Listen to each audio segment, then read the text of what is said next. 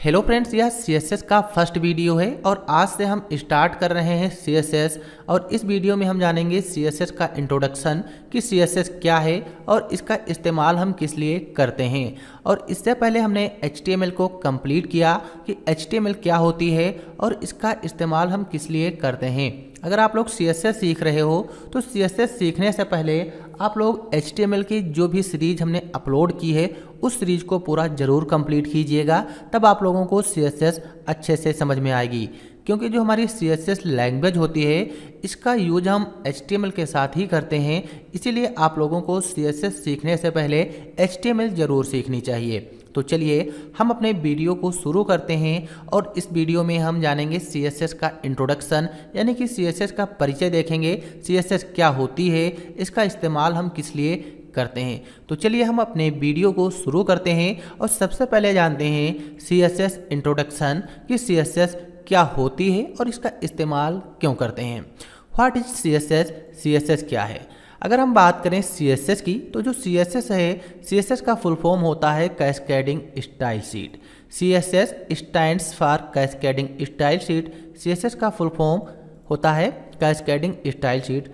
अगर हम सबसे पहले आप लोगों को सरल शब्दों में समझाने का प्रयास करें तो जो CSS है, CSS का full form cascading style sheet होता है और CSS का उपयोग किसी वेबसाइट को डिजाइन करने के लिए किया जाता है, जिसका उपयोग वेब डिजाइनर और प्रोग्रामर के द्वारा किया जाता है। यह वेब पेज में किसी एलिमेंट को पहले से सुंदर और आकर्षित बनाने का कार्य करती है और इसका उपयोग HTML के साथ किया जाता है। जैसे कि जब हम कोई वेबसाइट बनाते हैं, जो HTML लैंग्वेज होती है, HTML लैंग्वेज की सहायता से हम किसी वेबसाइट का स्ट्रक्चर रेडी करते हैं और उस स्ट्रक्चर को अगर हमें सुंदर आकर्षित बनाना होता है तब हम वहाँ पर CSS का इस्तेमाल करते हैं। आप लोगों ने पीछे देखा होगा जब हम HTML पढ़ रहे थे तो HTML में जब हम पार्टिकुलर किसी इमेज को इंसर्ट करते थे या फिर कोई लिंक बनाते थे या फिर वहाँ पर कोई पैराग्राफ, हेडिंग, लिस्ट वगैरह ये सब चीज़ें हमने देखी थी। तो देखा होगा जब हम HTML के माध्यम से नॉर्मली कुछ बनाते थे तो बिल्कुल वो प्लेन आता था, बल्कि उसमें ना कोई कलर ना कोई बैकग्राउंड कलर यानी कि बॉर्डर, ये सब चीज़ें जो हमारी होती हैं ये सब HTML में नहीं आती थी। अगर हम उसको स्टाइल देना चाहें यानी कि उसको कलरफुल बनाना है या पार्टिकुलर बिल्कुल प्रोफेशनल तरीके से हम उसको डिजाइन करना चाहें तो उसके लिए CSS इस्तेमाल की जाती है। सामान्य शब्दों में हम कहें तो जो CSS होती है, CSS का उपयोग किसी वेबसाइट को अच्छे और आकर्षित तरीके से बैलेंस करने के लिए किया जाता है। जैसे कि किसी वेबसाइट का बैकग्राउंड कलर चेंज करना है या फॉन्ट साइज चेंज करना है या उस वेबसाइट में मल्टीपल कलर यूज करने हैं और इसकी सहायता से किसी वेब पेज में अपनी आवश्यकता अनुसार परिवर्तन कर सकते हैं, जो हमारी CSS होती है। CSS एक प्रकार की कोडिंग होती है जिसका उपयोग वेबसाइट की साज सज्जा को बनाने के लिए किया जाता है। ये होती है हमारी CSS। तो आप लोग समझ गए होंगे CSS क्या है। CSS और कुछ नहीं होती।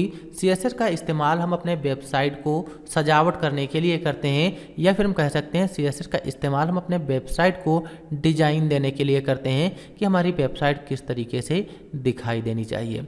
यहाँ पर लिखा भी है CSS describe how HTML element are to be displayed on screen, paper और इन अदर मीडिया। यानी कि जो CSS होती है, CSS डिस्क्राइब करती है HTML एलिमेंट। जो यहाँ पर एलिमेंट आया है, एलिमेंट का मतलब होता है टैग। अगर हम टैग बोलें तो समझ लेना एलिमेंट, या फिर एलिमेंट बोलें तो समझ लेना टैग की बात हो रही है। क्योंकि CSS डिस्क्राइब करती है जो HTML के एलिमेंट होते हैं इनको किस तरीके से दिखाना है स्क्रीन पर या किसी पेपर या फिर अदर मीडिया पर, उस टैग को किस तरीके से दिखाना होता है यह CSS पर निर्भर करता है। क्योंकि HTML की सहायता से हम किसी भी वेबसाइट का स्ट्रक्चर रेडी करते हैं, बल्कि उसकी सहायता से हम अपनी वेबसाइट को डिजाइन नहीं दे सकते। डिजाइन देने के लिए हम CSS का ही इस्तेमाल करते हैं। फिर यहाँ पर दिया गया है CSS save a lot of work, it can control the layout of multiple web page all at once. यानी कि जो CSS होती है, CSS का वर्क बहुत ही आसान होता है। क्योंकि जब हम CSS की एक फाइल बना लेते हैं और उस फाइल को हम मल्टीपल HTML के साथ ऐड करना चाहें तो हम बहुत ही आसानी से ऐड कर सकते हैं। इसीलिए CSS जो है, CSS का वर्क बहुत आसान होता है और इसको समझना बहुत ही सरल है। हम इसको बहुत ही आसानी से समझ सकते हैं। फिर यहाँ पे external style sheet sheet are stored in CSS file, यानी कि जो CSS की एक्सटर्नल स्टाइल शीट होती हैं वो हमारी CSS फाइल में ही स्टोर होती हैं। फिर यहाँ पे दिया गया है व्हाई यूज CSS, यानी कि CSS का उपयोग हम किस लिए करें। तो यहाँ पे बताया गया CSS is use to define style for your web page, यानी कि CSS का उपयोग हम अपने वेब पेज को डिफाइन करते हैं कि वो किस तरीके से दिखाई देना चाहिए। उसमें हम इंक्लूड द डिज़ाइन, यानी कि अपने वेब पेज में डिज़ाइन जोड़ना है, या फिर उस वेबसाइट का लेआउट कैसे दिखाई देना है। जब हम किसी वेबसाइट को अगर मोबाइल पे ओपन करते हैं तो मोबाइल में जो हमारी वेबसाइट दिखाई देती है वो कुछ इस तरीके से, यानी कि इस तरीके से दिखाई देगी छोटी स्क्रीन में। अगर हम कंप्यूटर पर ओपन करते हैं तो अलग स्टाइल में ओपन होती है। अगर हम किसी बड़ी डिवाइस पर उस वेबसाइट को ओपन करते हैं तो अलग दिखाई देती है। तो इसीलिए अगर हम अलग अलग डिवाइस पर अपनी वेबसाइट को ओपन करें तो पार्टिकुलर हमारी वेबसाइट किस तरीके से दिखाई देनी चाहिए और उस वेबसाइट में हम कौन कौन से स्टाइल और किस तरीके से स्टाइल जोड़ना चाहते हैं, इन सभी चीज़ों के लिए हम CSS का उपयोग करते हैं। तो CSS आप लोग समझ गए होंगे कि CSS क्या है और इसका इस्तेमाल हम किस लिए करते हैं। यहाँ पर CSS का एग्जाम्पल दिया गया है। मान लीजिए अगर आप लोगों ने HTML पढ़ा होगा तो यहाँ पर जो बॉडी H1 P ये चीज़ें हैं, ये चीज़ें आप लोगों को पता होंगी। तो यहाँ पर जैसे कि मान लीजिए एक वेबसाइट बनाई गई है और उस वेबसाइट में बॉडी टैग यूज किया गया H1 और पैराग्राफ टैग यूज किया गया है। तो यहाँ पर जो बॉडी का कलर है, बैकग्राउंड कलर यहाँ पे लाइट ब्लू रखा गया है, और जो हेडिंग है, हेडिंग का कलर यहाँ पे व्हाइट और टेक्स्ट अलाइन सेंटर रखा गया है। फिर यहाँ पे एक पैराग्राफ बनाया गया, फॉन्ट फैमिली वर्धना रखा गया है और जो फॉन्ट का साइज है 20 पिक्सल रखा गया है। तो ये क्या है, ये हमारी CSS है, CSS का यूज किया गया है। तो चलिए इसको प्रैक्टिकल करते हैं, तब आप लोग अच्छे से समझ पाएंगे कि CSS का इस्तेमाल हम किस लिए करते हैं। तो यहाँ पर अपने नोट्स को करेंगे मिनिमाइज और आएंगे अपने डेस्कटॉप स्क्रीन पर। यहाँ पर CSS और HTML का यूज करने के लिए हम एक टेक्स्ट एडिटर का यूज करेंगे जो हमारा Notepad++। अगर आप लोगों ने HTML सीखा होगा तो आप लोगों के कंप्यूटर में भी Notepad++ होगा, क्योंकि हमने शुरू में ही बताया था जब हम HTML सीख रहे थे कि हम नोटपैड पर ही कोडिंग करने वाले हैं, और वहाँ पर हमने डाउनलोड करके भी बताया था कि Notepad++ को कैसे डाउनलोड करना है। तो यहाँ पर हम Notepad++ को ओपन कर लेंगे और HTML की सहायता से यहाँ पे थोड़ा सा हम वेबसाइट का स्ट्रक्चर रेडी करते हैं। तो HTML कोड लिखने के लिए सबसे पहले यहाँ पे हम HTML जो टैग होता है इसको ओपन करेंगे और यहाँ पर हम HTML टैग को कर देंगे क्लोज। यहाँ पर हम HTML टैग को क्लोज कर देंगे इस तरीके से। फिर यहाँ पे आएंगे ऊपर और बीच में हमको यहाँ पे लिखना है हेड टैग। यहाँ पर हमको हेड टैग ओपन करना है। यहाँ पर हम हेड टैग ओपन करेंगे और यहीं पे हमको हेड टैग को क्लोज कर लेना है। हेड टैग को क्लोज कर लेंगे और बीच में जो हेड टैग है यहाँ पर बीच में हमको टाइटल रखना है कि जो हमारी वेबसाइट है इस वेबसाइट का टाइटल क्या होना चाहिए। तो यहाँ पे एंगल ब्रैकेट ओपन करेंगे और यहाँ पे हम लिखेंगे टाइटल टैग ओपन करेंगे और बीच में हम लिख लेते हैं इंट्रोडक्शन टू CSS, क्योंकि यहाँ पर हम CSS पढ़ रहे हैं इसीलिए हम यहाँ पे CSS का इंट्रोडक्शन टू CSS टाइटल के रूप में लिख रहे हैं। तो यहाँ पर हम लिख लेते हैं इंट्रोडक्शन टू CSS। यहाँ पर हमने लिखा इंट्रोडक्शन टू CSS और इसको एंगल ब्रैकेट ओपन करेंगे। यहाँ पर हम टाइटल टैग जो है टाइटल टैग को कर देंगे क्लोज और एंगल ब्रैकेट बंद कर देंगे। इतना हमने यहाँ पे बंद किया। जब हम HTML का कोई भी कोड लिखेंगे अगर पहली बार लिखते हैं तो उस फाइल को हमें सेव करना होता है। तो सेव करने के लिए फाइल में जाएंगे और यहाँ पे एक ऑप्शन सेव का मिलेगा, सेव पे क्लिक करेंगे और इस फाइल को हम डेस्कटॉप पे सेव करेंगे। तो डेस्कटॉप पे टिक करेंगे और यहाँ पे हम फाइल का नाम रख देते हैं new.html, क्योंकि HTML की जो फाइलें होती हैं इनको हमें HTML एक्सटेंशन के साथ सेव करना होता है। तो यहाँ पर हम लिखेंगे new.html जो हमारी फाइल है इस फाइल का नाम रखा गया है और यहाँ से सेव कर देंगे। तो जैसे ही हम सेव करेंगे फाइल को यहाँ पर जो HTML के टैग थे कलरफुल हो जाएंगे और अपने इस फाइल को करेंगे मिनिमाइज और यहाँ पर जो हमने फाइल बनाई ब्राउज़र का लोगो जो होता है गूगल क्रोम वो कुछ इस तरीके से दिखाई देगा, क्योंकि हम गूगल क्रोम जो ब्राउज़र है इसका इस्तेमाल कर रहे हैं। यहाँ पर इसको ओपन करेंगे तो आप लोग अभी यहाँ पर देखना यहाँ पर कुछ नहीं दिखाई देगा। जो हमने वहाँ पे टाइटल टैग में लिखा था इंट्रोडक्शन टू CSS वो हमारे यहाँ टाइटल पर ही दिखाई दे रहा है, क्योंकि इसमें हम CSS का इंट्रोडक्शन देखेंगे इसीलिए हमने टाइटल में इंट्रोडक्शन टू CSS रखा। अब क्या करना है, फिर हम उसी फाइल में आएंगे यानी कि नोटपैड फाइल में और यहाँ पर हमको बॉडी टैग ओपन करना है।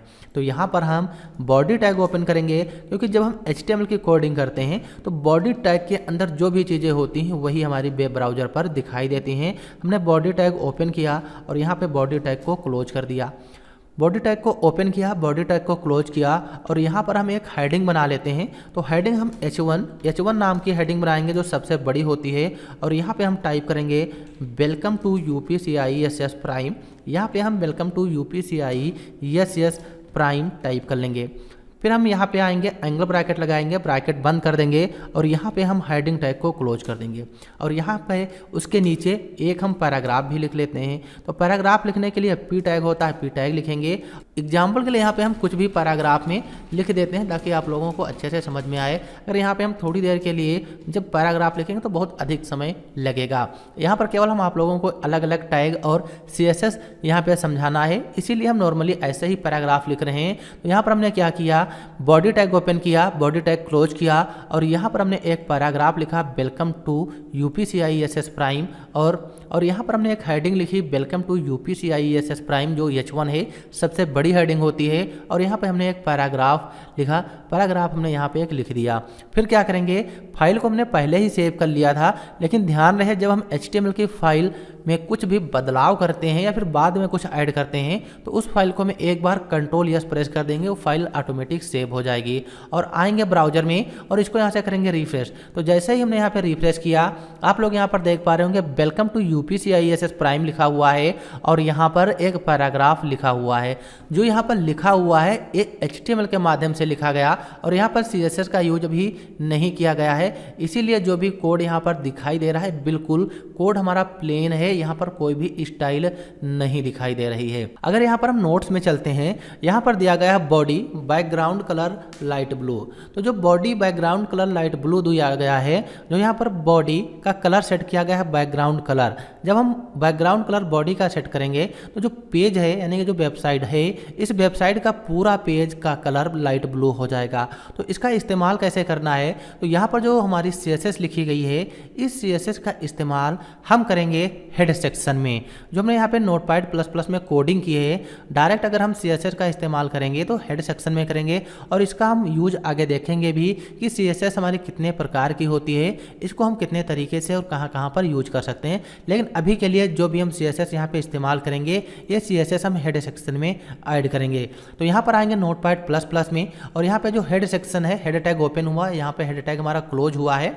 यहाँ पर हम आएंगे हेड सेक्शन में CSS का इस्तेमाल करने के लिए, यहाँ पर हमको एक स्टाइल टैग होता है, स्टाइल टैग हम यहाँ पे लगाएंगे जो CSS का है। तो यहाँ पे हमने स्टाइल टैग ओपन किया और यहाँ पे इंटर कर देंगे। यहाँ पे हमको स्टाइल जो टैग होता है इसको यहाँ पे हमें बंद करना है। तो हमने यहाँ पे स्टाइल टैग ओपन किया और यहाँ पे स्टाइल टैग बंद कर दिया। अब क्या करना है, अब यहाँ पे जैसे बॉडी टैग जो दिया गया है, हम चाहते हैं पूरी बॉडी का कलर यहाँ पे लाइट ब्लू हो जाए। तो उसके लिए हमें क्या करना है, बॉडी टैग ओपन करना है।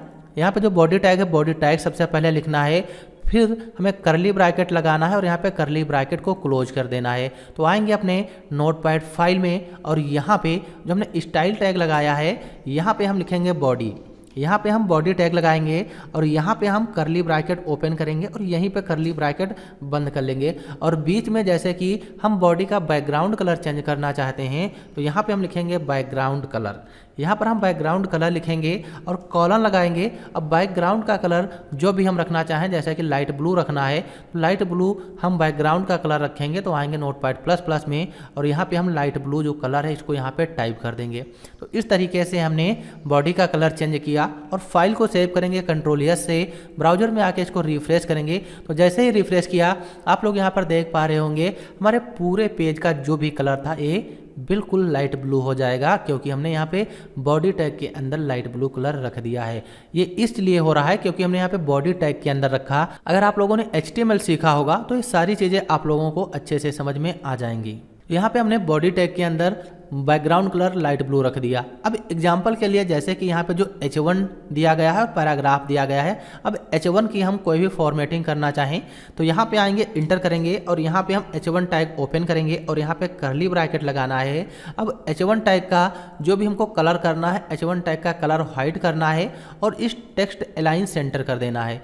और टेक्स्ट अलाइन सेंटर इसलिए किया गया क्योंकि यहाँ पे जो वेलकम टू यूपीसीआई लिखा हुआ है बिल्कुल पेज के लेफ्ट साइड में है। हम चाहते हैं वेलकम टू यूपीसीआई एसएस प्राइम जो लिखा है सेंटर में आ जाए, तो उसके लिए नोटपैड प्लस प्लस में आएंगे। सबसे पहले यहाँ पे कलर, अब यहाँ पे ध्यान रहे जब हम बैकग्राउंड कलर यूज करेंगे तो बैकग्राउंड के लिए होता है, अगर केवल हम कलर यूज करते हैं तो कलर हमारा केवल टेक्स्ट का कलर चेंज करेगा। तो यहाँ पे हम रखेंगे व्हाइट कलर, क्योंकि टेक्स्ट का कलर हमें व्हाइट रखना है, व्हाइट कलर रखेंगे।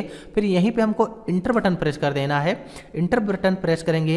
यहाँ पे हमने इंटर बटन प्रेस किया और यहाँ पे हम रखेंगे टेक्स्ट अलाइन, टेक्स्ट अलाइन। फिर यहाँ पे कॉलन लगाना है और यहाँ पे हम सेंटर टाइप कर देंगे, क्योंकि जो भी हमने वहाँ पे टेक्स्ट लिखा उसको सेंटर में रखना है। और यहाँ पे हमको करली ब्रैकेट जो है, करली ब्रैकेट हमको यहाँ पे बंद कर देना है।